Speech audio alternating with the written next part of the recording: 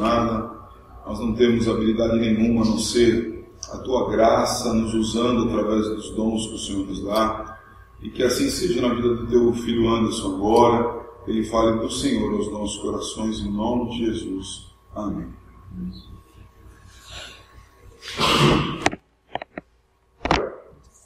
Bom dia, pessoal. Vamos iniciar a nossa série, então. Ninguém me entende, sobre família. Aqui na nossa comunidade sempre costuma ser uma boa série, a série de família, uma série até bem frequentada, né? A gente sempre investe, fala com muito carinho sobre essa série. Eu vou iniciar com esse tema aqui, por uma relação saudável com Deus. Então hoje eu vou falar um pouquinho dessa relação saudável com Deus, voltado para Deus. Os demais temas voltados para um relacionamento pessoal, com o cônjuge, com o filho, etc. Se eu dar uma errada aí, vocês tenham um pouco de paciência que eu perdi meu óculos. Você sabe que bênção que é você perder o óculos. E o duro é você perder o óculos dentro de casa. Imagina, é sério, é verdade. Essa brincadeira. Então eu olho assim, eu só vejo letra.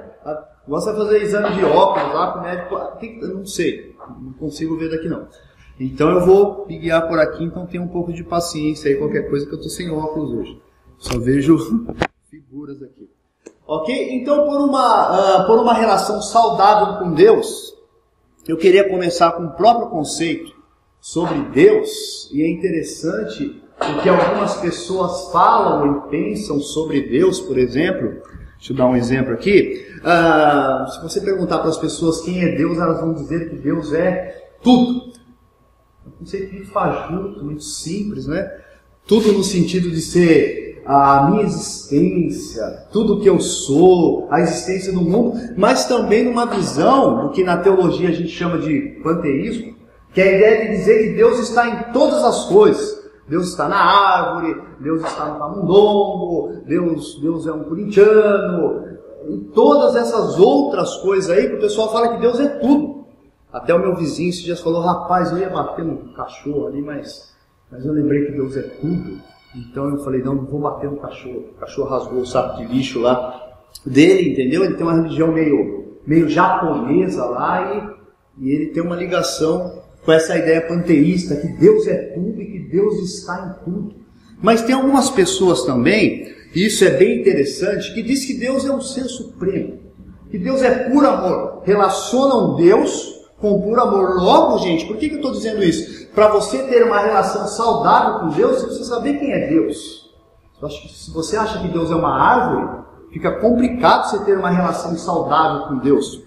E tem gente que vê Deus também como aquele velhinho bondoso, tudo que você quer lhe dá, ok? Mas são visões meio distorcidas, meio erradas da pessoa de Deus. Eu gosto do que a Bíblia define quem é Deus. Olha só, em poucas palavras, de uma forma bem rasa, ok?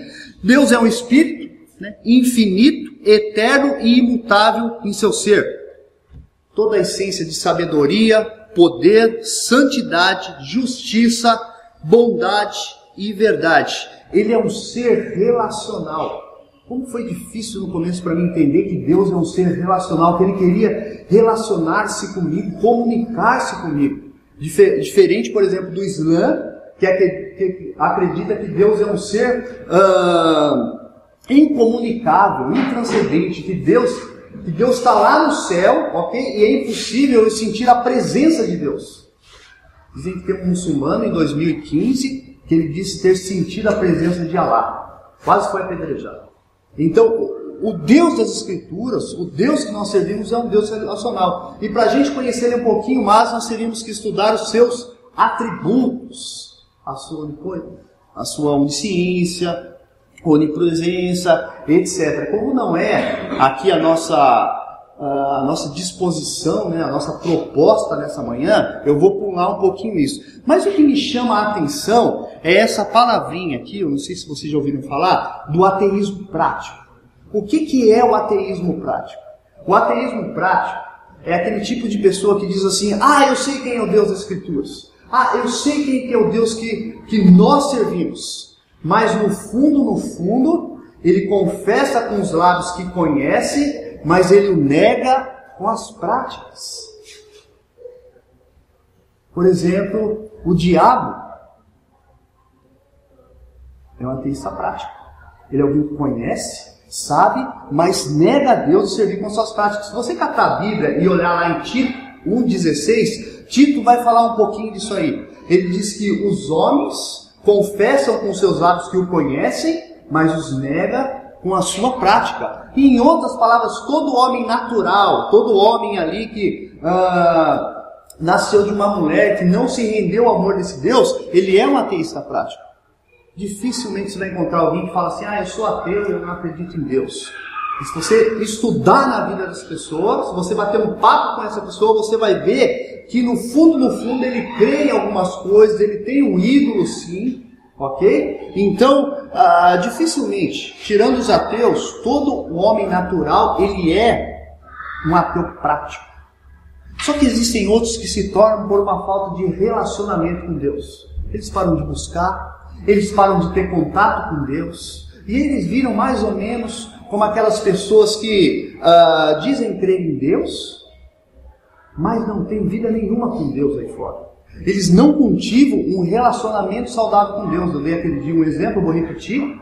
É como aquele carro, né, é como aquele carro que se abastece uma vez por semana, e tem gente que é assim, vem no domingo e se abastece, enche o tanque com a palavra de Deus, ok? Ele sai daqui cheio, e aí ele passa a semana inteira sem cultivar uma vida com Deus. E aí quando está quase acabando o tanque, quase esvaziando, chegou o domingo e ele enche de novo.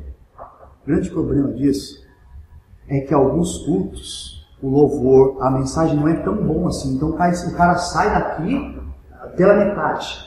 E aí não tem força para voltar semana que vem. Porque ele passa a semana inteira sem qualquer contato. E logo ele vira um ateu prático. É aquele cara que está no serviço e ele sabe que ele tem que compartilhar o evangelho com o outro, porque Mateus 28:19 diz isso, mas ele não compartilha. Por quê? Porque na verdade ele é um ateu prático. Ele confessa que ele conhece. Até é interessante contar rapidamente para vocês, antes da gente entrar aqui no texto. Esse dia eu estava conversando com um amigo sobre Mateus 28:19, a Lília estava junto, sobre o id de Jesus, o envio de Jesus. Eu achei interessante que ele me falou assim, não, mas esse texto ali, cara, esse texto é para os solteiros, porque os casados têm que cuidar da sua casa, e os solteiros das coisas do Senhor. Eu achei interessante porque a reforma protestante ainda fugiu pela tangente ali e disse que o id de Jesus era para os apóstolos. A reforma protestante fez isso. Agora alguém dizer que o id de Jesus é só para os solteiros e usar uma passagem ali forçada fora do contexto para tirar os casados do negócio, gente, para mim é alguém que é ateu prático. E eu queria entrar num texto aqui agora. Abra aí comigo, por favor, Josué capítulo 7, e mostrar um exemplo para vocês. Eu vou projetar aqui, tá, para quem não trouxe a Bíblia, mostrar um exemplo para vocês de alguém que assumiu essa ideia de um ateísmo prático e infelizmente se deu mal. Esse capítulo de Josué 7 tem vários ensinamentos. Vai falar de pecado oculto, vai falar da relação de Deus, os atributos de Deus. Tem vários ensinamentos, até mesmo de liderança. Mas eu só vou pegar essa parte de um Deus criado segundo a imagem e semelhança de um soldado chamado Acã. Ok? Diz assim, deixa eu me aproximar aqui, senão não enxergo. Mas os israelitas foram infiéis com relação às coisas consagradas. Acã, filho de Carmi, filho de Zinri, filho de Zerá, da tribo de Judá, apossou-se de algumas delas, e a ira do Senhor acendeu-se contra Israel. Sucedeu que Josué enviou homens de Jericó a Ai, que fica perto de Bet-Avém, a leste de Betel, e ordenou-lhes, subam e espionem a região. Os homens subiram e espionaram Ai. Quando voltaram a Josué, disseram, não é preciso que todos avancem contra Ai. Envie uns 2 ou 3 mil homens para atacá-la. Não canse todo o exército, pois eles são poucos. Por isso, cerca de 3.000 homens atacaram a cidade, mas os homens de Ai os puseram em fuga, chegando a matar 36 deles. Eles perseguiram os israelitas desde a porta da cidade até Sebarim, e os feriram na descida. Diante disso, o povo desanimou-se completamente. Deixa eu mostrar um pouquinho a sequência para vocês. Olha que interessante. Então Deus faz uma aliança com o povo. Deus dá uma ordem ao povo. Deus diz assim: olha, vocês vão entrar na terra prometida. E lá vocês vão fazer o quê? Vocês não permitem que nada sobreviva. Vocês não toquem e nem possuam nada das nações que moram lá. Nem um fio de cabelo, nem um palito de fósforo. Queimem tudo. Parem com tudo. Ok? E o que acontece? Então Israel conquista a forte e grande cidade de Jericó. Conquista. Tem todo um ritual ali, que a gente não vai entrar nos detalhes. Mas aí tem um soldado chamado Acã, que ele faz o quê? Da tribo de Judá. Ele cobiça uma barra de prata. Ele cobiça uma capa babilônica. O que ele faz? Ele rouba isso, que era das nações, que Deus não queria que eles possuíssem, rouba e fica para com ele essas capas. E eu acho interessante, gente, que Acã pisa na bola com Deus por coisa tão pequena.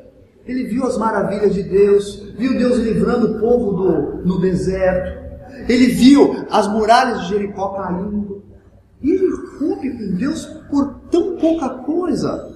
Ok? E aí, gente, na nossa sequência, logo em seguida, Israel vai atacar uma cidadezinha chamada Ai. Insignificante, perto de Jericó, pequenininha, a ponto dos conselheiros falarem assim: viu? Manda só 3.000 homens lá. Para que cansar todo o exército? Esses homens acabaram de sair da batalha, para que cansar todo o exército? Manda lá uns 3.000 homens, vai dar certo. Eu acho já interessante aí, porque eles não consultam o Senhor. Eles consultam o conselheiro. Se tivessem consultado o Senhor, Deus já teria dito.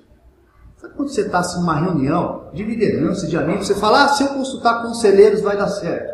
Gente, nós precisamos orar e sempre consultar o Senhor.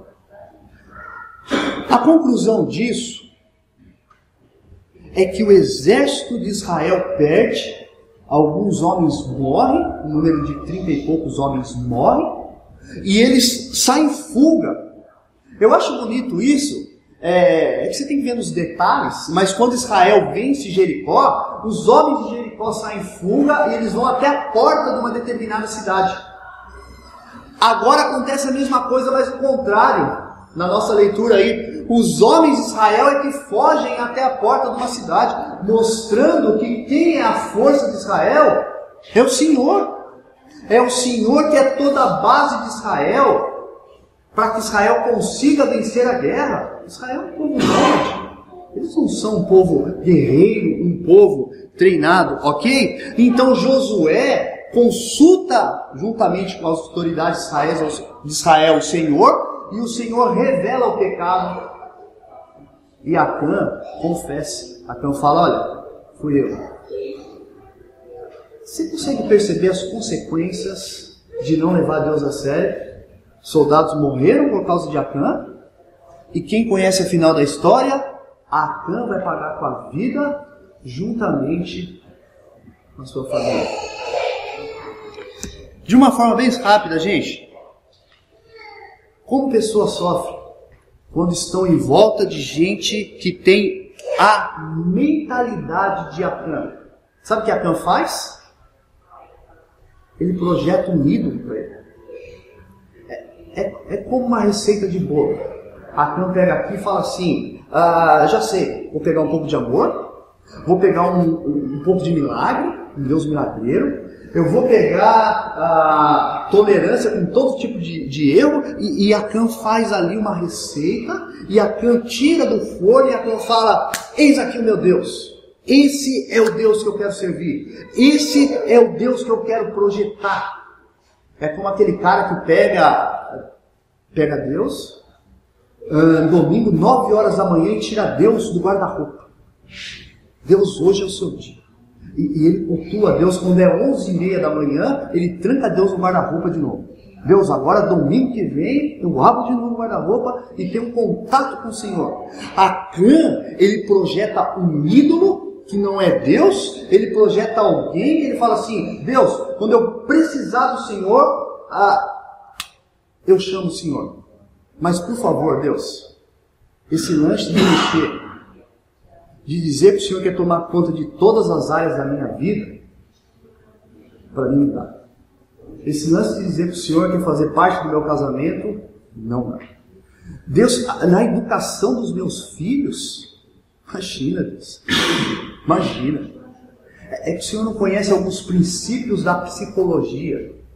É muito melhor que os seus princípios. E aí a gente vai vivendo, não é assunto criação de filhos de hoje não, mas a gente vai vivendo mais ou menos assim.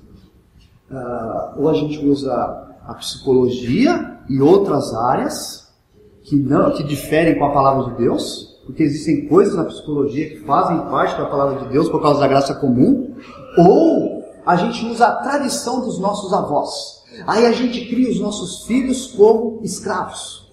E a gente coloca os nossos filhos para fazer todas as tarefas, para fazer isso, para fazer aquilo, e a gente não os trata como criança, ou então a gente pega os nossos filhos e leva para um outro extremo. A gente mima os nossos filhos, a gente não frustra os nossos filhos em momento nenhum, e a Bíblia diz que nós precisamos frustrar os nossos filhos com amor, para que eles cresçam, e quando eles crescem lá no mundo, o mundo vai frustrá-los da maneira que o mundo frustra, e a gente está cheio de criança aí que cresce sem qualquer base, sem qualquer figura, sem qualquer noção de nada. Eu tenho amigos, por exemplo, amigo do Fone também, amigo de muita gente aqui, se envolvido com droga, e parece que nós vivemos uma época que nunca se usou tanta droga, tanto remédio. E aí os jovens crescem, eles arrumam filhos aí fora, eles não assumem filhos aí fora, e não assumem nada, e crescem como crianças mimadas. E aí é interessante que você conversa com esses pais dizem assim, ué, o filho cresceu na igreja, meu filho vai comigo na igreja desde pequenininho, o que é que aconteceu? O que aconteceu? Simplesmente os pais projetam um ídolo como Acã, passa esse ídolo para os seus filhos servirem, um Deus sem compromisso, um Deus que tem que sair do guarda-roupa só aos domingos de manhã, ou domingo à noite, ok? E os demais não têm qualquer contato. E o grande problema, gente, é que pequenas falhas trazem grandes consequências. Quantos divórcios não poderiam ser inevitados? Quantos filhos desestruturados não poderiam ser evitados se a gente levasse Deus a sério, nosso compromisso com Deus? Eu até gosto desse exemplo, que algumas pessoas falam que uma pedrinha pode emperrar uma grande máquina. Outro dia eu vi no jornal de um passarinho que entrou das turbinas de um avião e quase que derrubou esse avião. E a Bíblia está repleta de casos assim. Rei Davi uma vez fez um censo, sem consultar o Senhor, e mais de 3.000 homens morreram. Deus fala para Moisés, Moisés fala com a rocha. Moisés agride a rocha e não entra na terra prometida. Sabe por que o mundo está do jeito que está? Por causa da atitude de um homem chamado Adão, que coloca tudo a perder. Gente, eu nunca vi o pecado dar nada a ninguém, nunca vi. Ele nos tira tudo. A gente acha que o pecado dá. Quer saber? O Deus que eu sirvo e o Deus que eu projetei, não tem qualquer problema se eu contar uma mentirinha. Ok? Se eu contar uma mentirinha para o meu cônjuge, vai ficar tudo em paz em casa. E olha, eu vou dormir bem essa noite. Se eu contar uma mentirinha para o meu filho, porque eu humilhei ele, eu preciso contar uma mentirinha para ele, eu não posso frustrar, não tem problema nenhum. Vai ficar tudo bem em casa. Eu nunca vi o pecado dar nada a ninguém.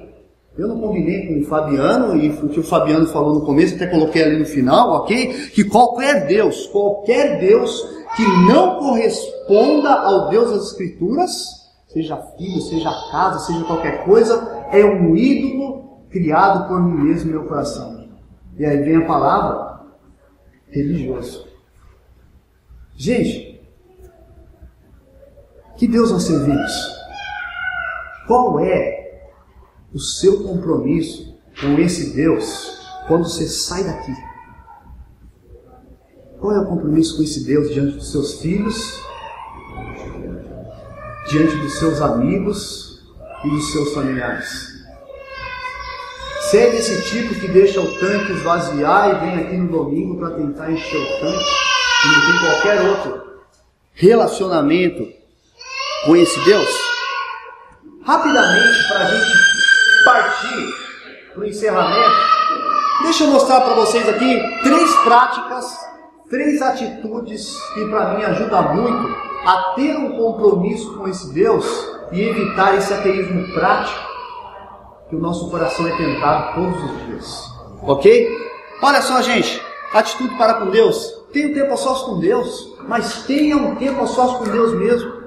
Há tempo de você dar uma parada na sua correria e falar: eu vou deixar 15 minutos, 30 minutos, 45 minutos é o máximo, é o auge, para ter um tempo sozinho com Deus, para falar com Deus das minhas dificuldades, para ler a Escritura, para se aprofundar nas Escrituras e um livro. Tenha um tempo com Deus. Das suas 24 horas, reserve um tempo com Deus, além do culto público. Uma segunda dica, e nós somos desafiados semanalmente aqui, somente pelo Fabiano. Tenha um tempo com o líder, o que nós chamamos de discipulado. Tem alguém para você bater um papo, para você se abrir, para você falar das suas dificuldades. E um terceiro aqui, faça parte de um grupo de discussão, seja de doutrina, seja em cima da reflexão aqui de domingo. Faça parte, se reúnam com pessoas, compartilhem as dificuldades, ouçam, orem uns pelos outros, cantem salmos. Essas coisas nos ajudam a edificar. Dessa forma, a gente consegue fazer o quê? Viver o Evangelho. Ainda que doa, ainda que você fala: rapaz, vai doer em mim vendo o meu filho, entre aspas, chorando. Aplique a palavra de Deus na vida do seu filho. Sempre fale a verdade. Ah, mas se eu falar a verdade, o meu cônjuge vai ficar muito curioso comigo. Fale a verdade. Viva o Evangelho, aplique os princípios da palavra de Deus na vida. Só mudar aqui. Ok? E aqui também, gente, um relacionamento para com você. Ajeitou as coisas com Deus, faça um relacionamento. Algumas atitudes, algumas práticas para com você. A primeira: cuide da sua saúde. Isso é um princípio bíblico. E deixa eu falar uma coisa aqui para os homens presentes. Como o homem tem dificuldade de cuidar da saúde? Muita dificuldade. Eu estava vendo uma pesquisa nos Estados Unidos, e eu confesso para vocês que me assustou de uma certa forma. Diz que homens casados vivem melhor. Muito melhor que os homens solteiros. Quando o assunto é saúde. Segundo essa pesquisa, diz que os homens casados, eles frequentam mais os médicos que os homens solteiros. Só que detalhe, adivinha quem que marca a consulta dos homens casados? Não são os homens casados. A gente nasceu numa cultura que o homem é forte, que o homem não chora, que o homem não fica doente. E diz que 80% dos cânceres de próstata nos Estados Unidos, que esses homens poderiam ser salvos, eles não foram salvos por negligência. Segundo essa pesquisa, é o único exame que o marido não pede para a esposa marcar, por causa de preconceito. 80% dos homens, uma determinada idade, nunca frequentaram, nunca fizeram esse exame, e eles estão morrendo.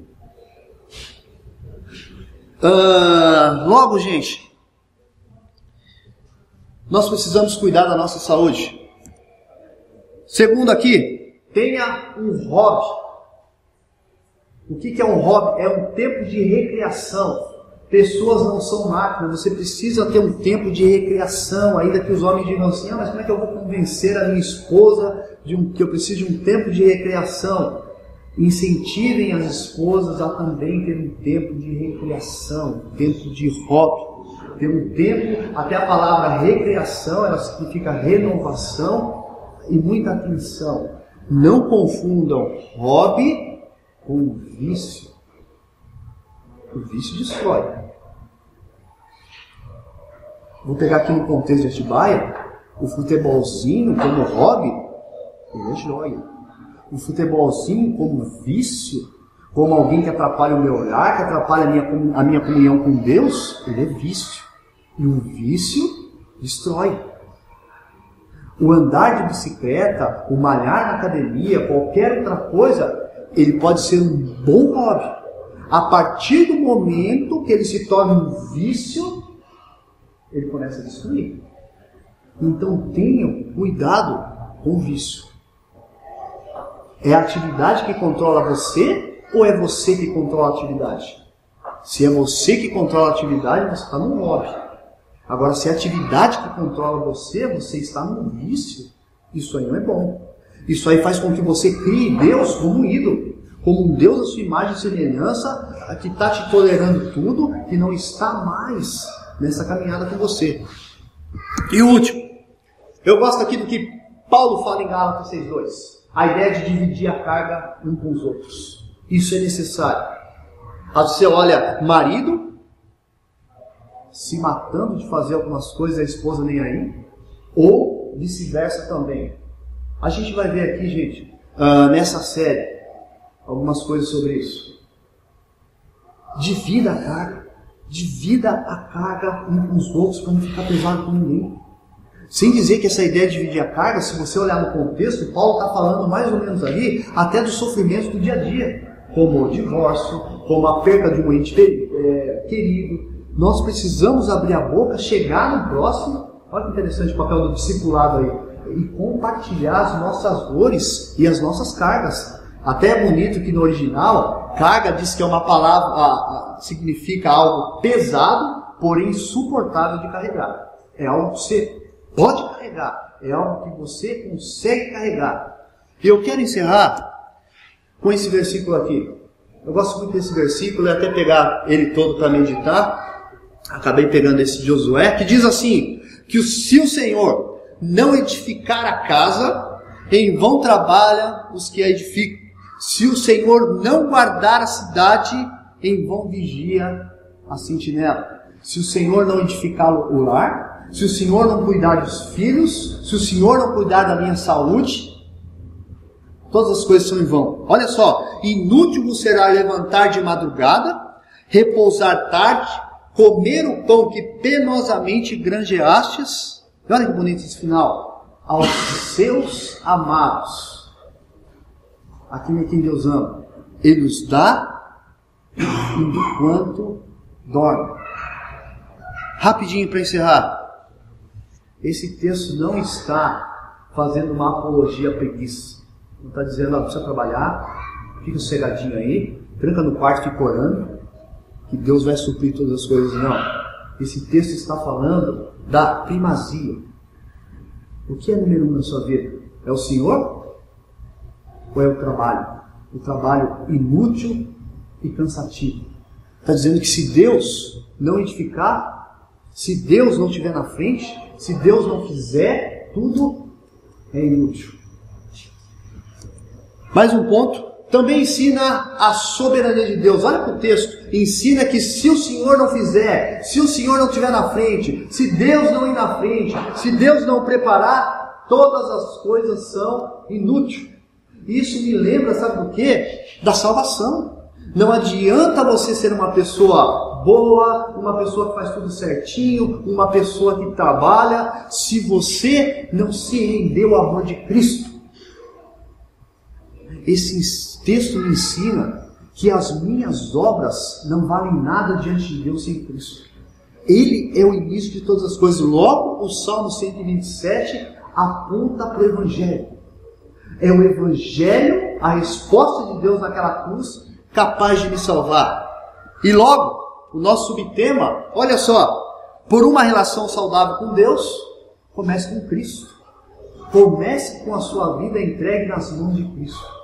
Entenda o que Ele fez naquela cruz e renda ao amor dEle naquela cruz. Vamos orar, gente? Agradecendo a Deus por esse tempo. Eu queria chamar o Fabiano para orar e já encerrar o nosso tempo.